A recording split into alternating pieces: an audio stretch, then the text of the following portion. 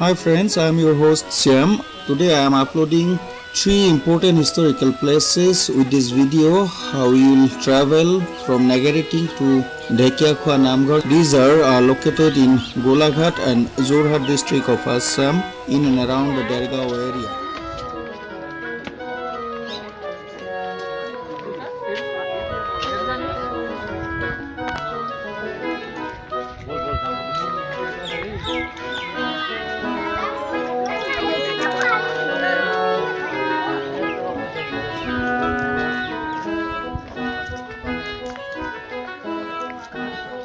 The Negheriting Doul is a Shiva temple, Lord Shiva's temple in Dhekiakhowa, Assam. It is situated on the hilltop at about 1.5 km north from the National Highway 37 in the Golaghat district of Assam. The temple was first constructed by the Kosaris, Dimasa Kosaris during 8th to 9th centuries. Later, due to the natural calamity, it came into destruction, and according to the historian, in 1687 it was reconstructed by the Ahom king Sargadev Rajeshwar Singha. So it is one of the famous architectural site and also mythological site, and it was an architectural design by Ghanshyam Khanikar.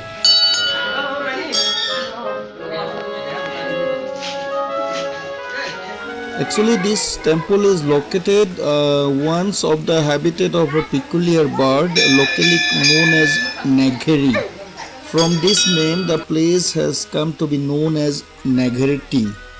And the main temple, here we see, is surrounded by 4 other temples, namely the Vishnu Doul, Lord Ganesha, Lord Surya, and goddesses Durga. A Banalinga of 3 feet in diameter is established in the main temple. According to the legend, a rishi named Urba wanted to establish a second Kashi right on this place, for which he collected lots of Shivalingas here. And it is believed that the stones used to construct this temple actually existed in the riverbank of river Dihing. Due to maybe natural calamities, this temple was destroyed and the remains were found in deep forest. Locally they called it Gajapanimara Habi. However, as the Dihing river changed its course, the temple was again destroyed and merged into the river water. Later on, devotees of Lord Shiva found the ruined temple and the linga in the shallow water of river Dihing.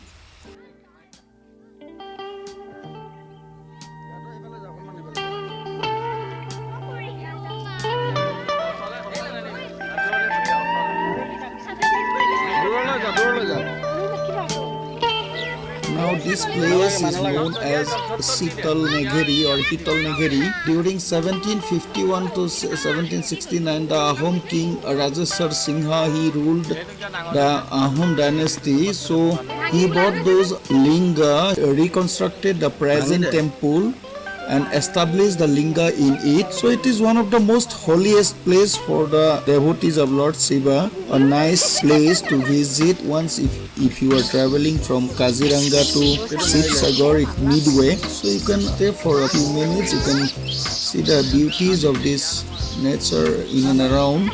And of course one must visit place. Different species, numerous species of birds are there in these areas. So it is a must visit place.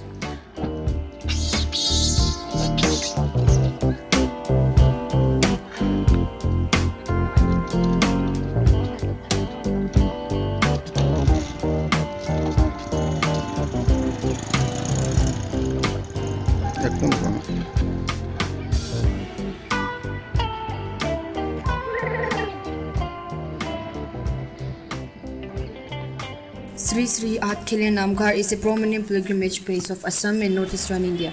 It is located at Bosagaon, Golaghat, Assam. It is located at a place where the rivers Giladhari, Matrang, and Kakodonga meet. The name comes from the 8 Guris nearby it. This from the word Athkheliya, which later on became Athkheliya. Ahom King Gada Pani constructed it in the year 1681. Before the year 1970, it was officially called Sri Sri Athkheliya Hori Mandir, but later on it became Sri Sri Athkheliya Namghar due to the influence of Vaishnavism. Thousands of devotees visit the place, especially in the month of Bhado or Bhadra, August to September. According to history, the definite answer to when and how the Sri Sri Athkheliya Namghar was made is unknown. According to Edward Gate History of Assam, Kachari Kingdom's extent was from River Kalang to River Dhekiakhowa. In the year 1600, the area went under the Kacharis. So according to that, some Kachari king established a Hori Mandir or Shiva temple at the place of worship. In the Assam Burongji to foundation of any Namghar at the place is not mentioned. Gadapani didn't like Vaishnavism much. Perhaps due to some natural calamity, the temple got destructed and the place turned into a forest. Some holy sage worship and appeared the temple. As people got attracted, worship started again. Also, an idol of Shiva has been found in a tea garden about 5 to 7 kilometers away.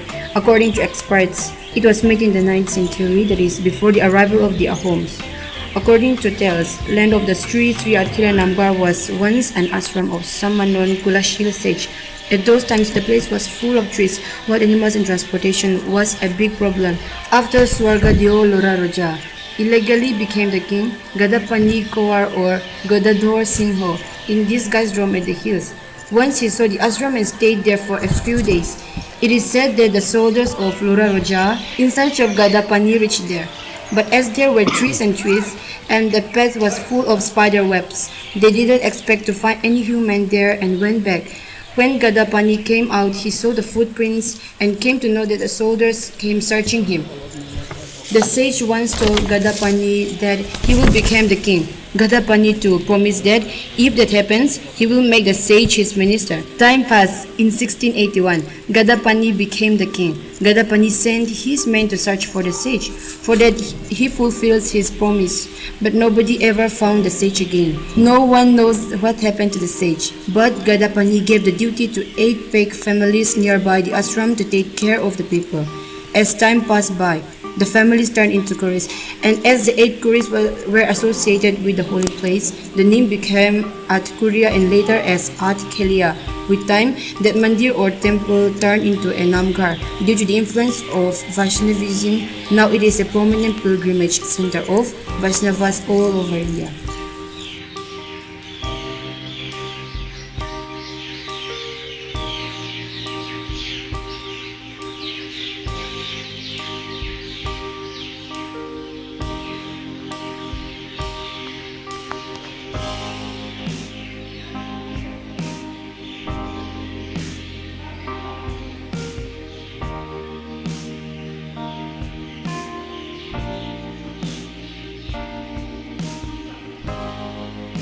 Dhekiakhowa Bornaamghar is a Namghar in Jorhat district, Assam, that was established by Saint reformer Mandhav Deva. He kindled an ardent lamp there, which has been continuously burning since 1528, being religiously refilled with mustard oil by the priests till date. It is located at Dhekiakhowa village of Jorhat district, 15 km towards the east of Jorhat city, 3.5 km away from National Highway 37. It is called a Bornaamghar because of its historical association and large campus. The Namghar is situated in a complex of facilities spread over 13 bighas of land. The Namghar and other facilities are maintained by a managing committee with donation from devotees. Besides the maintenance of the complex, the managing committee sponsors various social and cultural programs. There is an anecdote after the name of Dhekiakhowa Namghar. Guru Mandhav Deva, after taking up the duty of reforming people and spreading the Ekasaranam Dharma, came to stay in this small and very poor village. He took shelter for the night at the hut of an old woman, who served him rice with Dhekiya Sagar, a very common wild vegetable, but very popular and with an excellent taste. The old woman was very embarrassed to have served the saint Guru like this, but he was immensely pleased by the dinner.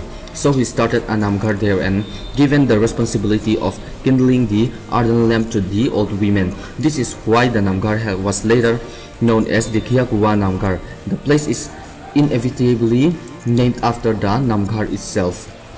A lot of visitors and devotees gathered in the Namghar every day, especially during the sacred month of Bhadra, August to September.